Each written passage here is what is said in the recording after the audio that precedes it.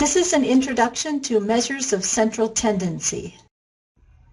All right, once again, we are working with descriptive statistics. And just as a reminder, descriptive statistics organize and describe the data. So you see on the left side of the screen there, we have a question that we asked, how many years have you been employed?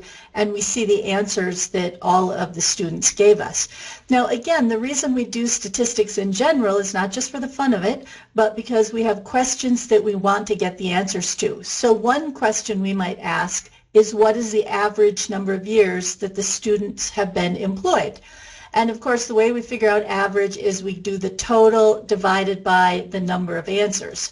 So we add up this column and we get 66, and we divide it by 22 because there were 22 answers, and we come up with 3. So the average number of years the students have been employed are 3.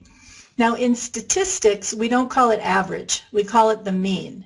When we get to Excel, you'll see they also call it the average, but in statistics, we call it the mean. So another question that we might ask is, gee, what's the most common answer? Of all the years that people have been employed, what's the most common number of years that they've been employed? And that's something referred to as the mode. So the mode is the most commonly given answer.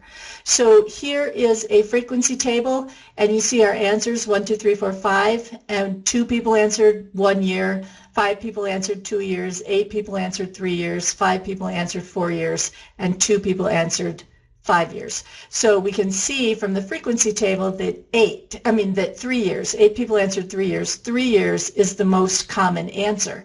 Now we could probably do that by running our finger down the list and counting how many people said each answer, and we could do that.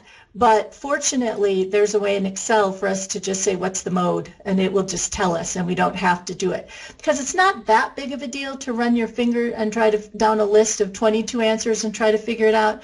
But it's really a pain when you have 50 or 100 or 1,000 answers that you're looking through. So that's the mode, the most common answer. Another question that we might ask is, which answer is actually the physical middle? If we line the answers up from lowest answer to highest answer, if we put them all in order, what's the middleist answer? What's the physical middle of all the answers? And that's the median. So here we've taken all of the answers and put them in order: the 2 1s, the 5 2s, the 8 3s, the 5 4s, and the 2 5s. And you literally just count from each end until you end up in the middle. If you have an odd number of responses, the median is actually the middle. We have an even number of responses, so we look at the 2 numbers in the middle, which in this case are the same. So the median is 3. So many of you are probably familiar with median from when on the news they talk about the median home price. And what that is, it's not an average home price. They looked at all the home prices and they put them in order from lowest to highest, and then they found the one that was physically in the middle. That's what median is. So mean, mode, and median, these are all referred to as measures of central tendency because they all measure in their own way the centralness or the middleness of something. The mean measures the mathematical average, which is a middle. The mode measures most common, which is kind of a middle, and then median finds the physical middle, which is actually the middle of all of our data. So these are 3 measures of central tendency. Now, something that's kind of interesting as you look at the data that we have, all our numbers are the same. The mean, the mode, and the median are all the same, and that's because of a very particular reason. You'll see on the left side of the screen we still have our question, how many years have you been employed, with the data. I've also added a frequency table to better organize the data so that we can make sense of it. And then we, as a reminder, have the mean, the mode, and median and their definitions. Now, when you look at the frequency table, what I've done is I've added a graph that represents the frequency table. I am a big fan of using graphics and pictures to depict data as well as using numbers. And you can see that all a frequency diagram is a column chart.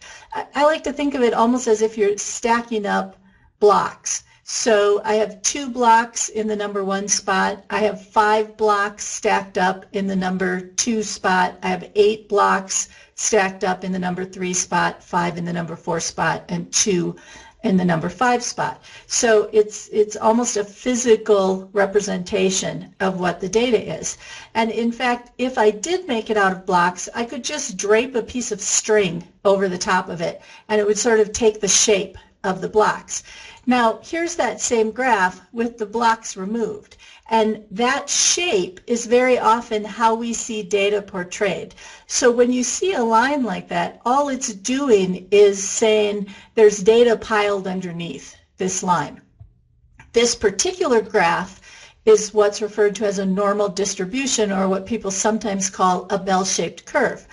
With a normally distributed set of data, it's piled up highest in the middle, and then the sides go down more or less the same as you move off into the horizon to the left and to the right. So with normally distributed data, what we find is the average, of course, is right in the middle.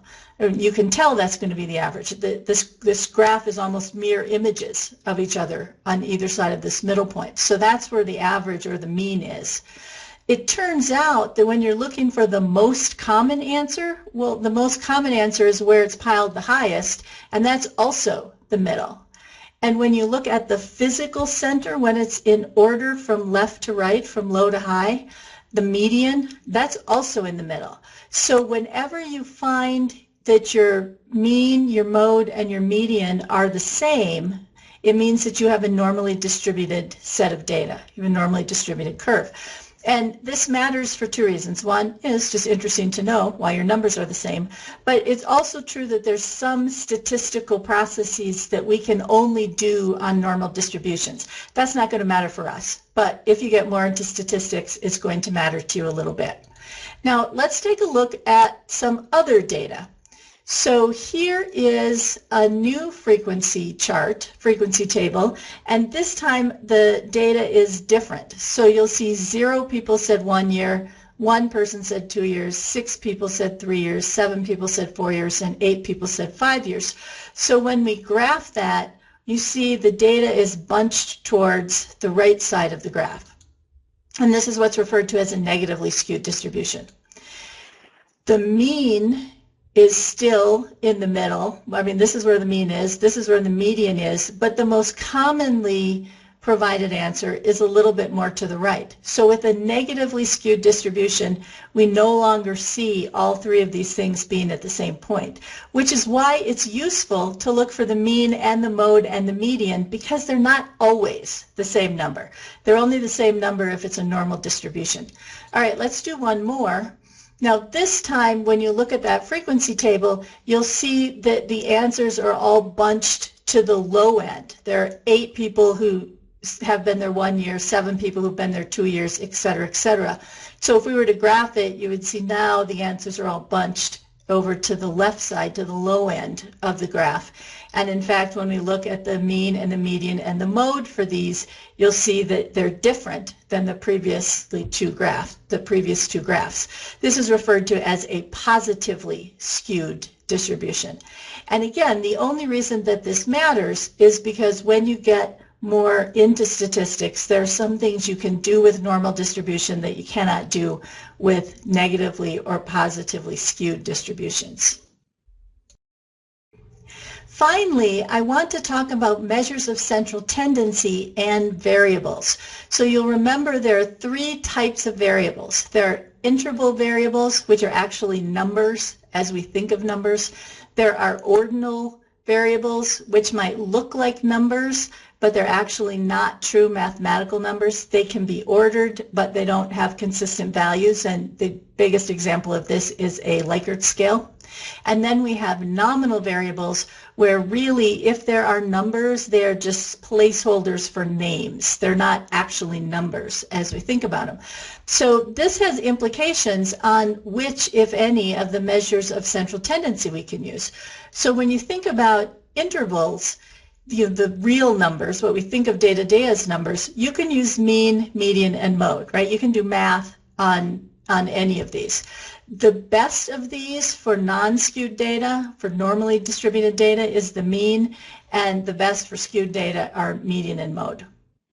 Now, when you think about ordinal data, I'm going to change the question over on the left side. Here's an example of a question with ordinal data. How satisfied were you with this class?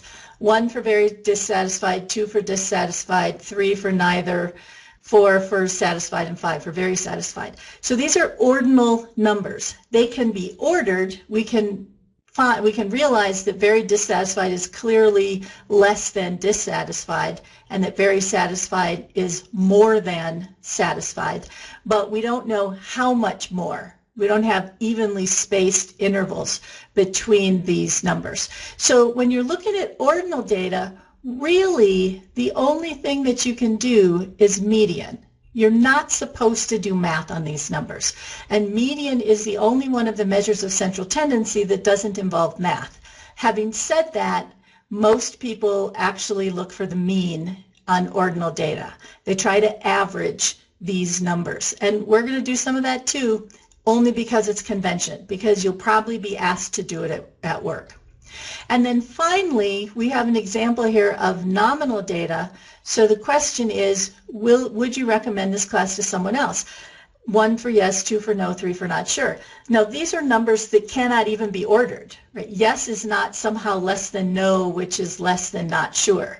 You know, yes is not 2 units less than not sure. Not sure is not 1 unit more than no. These are just placeholders. These are just word substitutes. So we can't do math on these numbers at all, which means the only measure of central tendency that you can use if you have nominal variables is the mode. You can find the physical center, you can find the most common, the most frequent center, most frequently provided answer.